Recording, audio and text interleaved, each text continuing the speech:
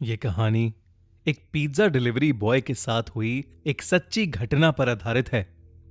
ये घटना जॉन के साथ तब हुई जब वो अपने कॉलेज के दिनों में एक छोटी सी पिज्जा शॉप में पार्ट टाइम जॉब करता था। एक रात करीब 1 बजे जब जॉन अपनी शिफ्ट खत्म करके घर के लिए निकलने ही वाला था, तब अचानक ही पिज्जा शॉप का फोन बजा। जॉन ने फोन उठाया तो कोई आदमी बहुत ही सहमी आवाज में ऑर्डर दे रहा था। पहले तो जॉन ने ऑर्डर लेने से मना करने का सोचा, क्योंकि पिज्जा शॉप का क्लोजिंग टाइम ऑलरेडी हो चुका था। मगर जब उस आदमी ने 4 लार्ज साइज पिज्जा ऑर्डर किए तो जॉन ने ऑर्डर ले लिया, क्योंकि अक्सर बड़े ऑर्डर पर एक अच्छी खासी टिप भी मिलती थी और जॉन को पैसों की जरूरत भी थी। जॉन जल्द से जल्द पिज्जा लेकर डिलीवरी करने निकल पड़ा। डिलीवरी एड्रेस उस पिज्जा शॉप से काफी दूर शहर के आउटस्कर्ट्स में था। देर रात हो चुकी थी और वो रास्ता भी काफी सुनसान था। सड़क कच्ची थी और उसके दोनों तरफ बहुत सारे जंगली पेड़ पौधे थे। रास्ते में कोई स्ट्रीट लाइट भी नहीं जल रही थी, जिसकी वजह से वहां अंधेरा ही अंधेरा था। कुछ और देर की ड्राइविंग के बाद जॉन उस एड्रेस पर पहुंच गया। वो एक बहुत ही पुराने दिखने वाले अजीब से घर के सामने खड़ा था। वो घर फॉरेस्ट एरिया के अंदर था और उस घर की कोई भी लाइट नहीं जल रही थी, बल्कि आसपास कुछ हलचल भी नहीं थी। बिल्कुल ऐसा लग रहा था कि जैसे वो घर सालों से वीरान पड़ा है और उस घर में कोई रहता ही ना हो। जॉन उस घर को देखकर थोड़ा घबरा रहा था, इसलिए उसने अपने मैनेजर को कॉल किया। वो अपने मैनेजर को वो सिचुएशन एक्सप्लेन करके वहां से वापस चले जाना चाहता था, लेकिन उसके मैनेजर ने फोन ही नहीं उठाया। जॉन अगर बिना मैनेजर को बताए वो चारों पिज्जा वापस ले जाता तो उसका मैनेजर उससे बहुत ज्यादा गुस्सा हो जाता और उसकी सैलरी भी काट लेता। इसलिए जब बार बार कॉल करने पर भी उसके मैनेजर ने फोन नहीं उठाया तो उसने एक बार उस घर के पास जाकर डिलीवरी ट्राई करने का मन बनाया। जॉन जैसे ही आगे बढ़ा, उस घर के अंदर की एक लाइट ऑन हो गई। जॉन को थोड़ा सा कॉन्फिडेंस आया कि शायद अंदर कोई है। उसने डोरबेल बजाई और जोर से कहा, पिज्जा डिलीवरी। मगर कुछ देर तक किसी ने दरवाजा नहीं खोला। जॉन ने फिर से बेल बजाई तो उसे अंदर से किसी के कदमों की आवाज आई, लेकिन फिर से किसी ने दरवाजा नहीं खोला। जॉन वापस जाने ही वाला था कि अचानक से वो दरवाजा अपने आप खुल गया। जॉन थोड़ा घबराया हुआ अंदर घुसा। हॉल में एक डिम सी लाइट जल रही थी और वहां कोई भी नहीं था। जॉन ने आवाज लगाई, हेलो, कोई है? प्लीज अपना पिज्जा ले लीजिए। तभी जॉन ने देखा कि हॉल में पड़े सोफे के नीचे एक काली बिल्ली निकलकर एक रूम की तरफ भागी।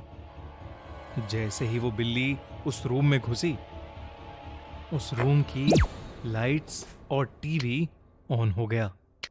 साथ ही छोटे बच्चों की शैतानी करने की और हंसने की आवाज भी आने लगी। जॉन को लगा कि कोई शायद उसके साथ किसी किस्म का मजाक कर रहा है।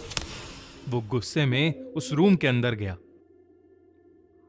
वहां 2 छोटी सी लड़कियां बैठी थीं। वो दोनों वहां बेड पर बैठे बैठे जॉन को अजीब तरीके से घूरे जा रही थीं। जॉन उनसे कहने लगा कि वो कब से डोरबेल बजा रहा है और वो लोग हैं कि दरवाजा ही नहीं खोल रहे। जॉन उन पर गुस्सा कर रहा था, लेकिन वो दोनों फिर भी वहीं बैठी बिना कुछ बोले बस जॉन को घूरे जा रही थीं। जॉन ने फिर कहा, मैं पिज्जा देने आया हूं। तुम्हारे घर में कोई बड़ा है जिससे मैं पेमेंट ले सकूं? अचानक उन लड़कियों की आंखों का रंग सफेद पड़ गया और उनकी चुप्पी एक खतरनाक हंसी में बदल गई। उन दोनों ने उस कमरे के दरवाजे की तरफ इशारा किया जो जॉन के ठीक पीछे था। जॉन पीछे पलटा तो वो घबरा उठा। उसके हाथ से चारों पिज्जा के डब्बे नीचे गिर पड़े क्योंकि उसके ठीक सामने एक भयानक औरत का साया खड़ा था। ये सब देखकर जॉन डर के मारे कांपने लगा। वो जैसे तैसे अपनी बाइक की तरफ भागा और वहां से निकल गया। उस औरत का साया और वो दो लड़कियां उस घर के दरवाजे पर खड़े हुए उसे जाते देख रहे थे। जॉन अभी कुछ ही दूर पहुंचा था कि उसे फील हुआ कि उसकी बाइक खराब हो रही है।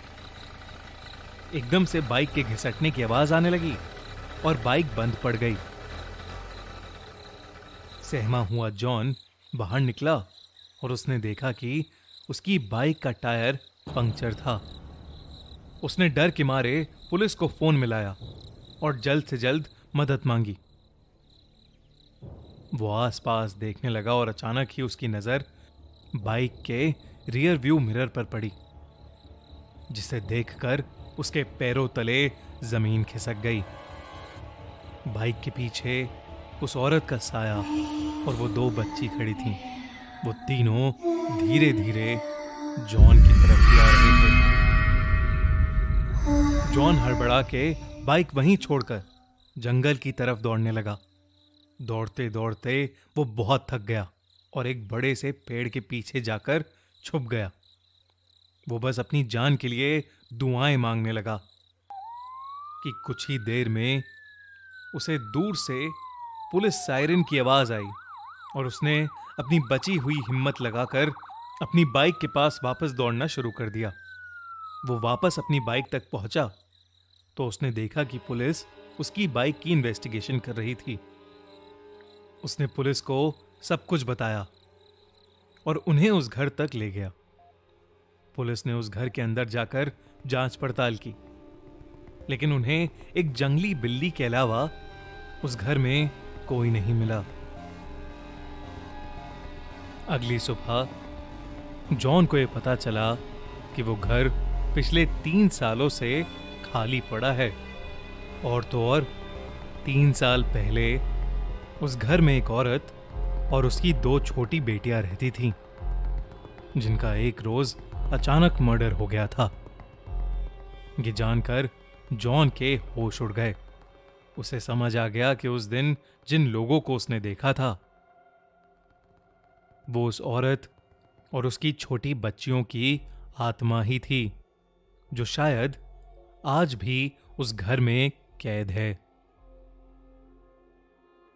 मगर उसे कभी यह समझ नहीं आया कि वो फोन आखिर किसने किया था। इस हादसे के बाद जॉन ने पिज्जा डिलीवरी की नौकरी छोड़ दी, लेकिन वो जब भी वो हादसा याद करता है तो बुरी तरह कांप उठता है।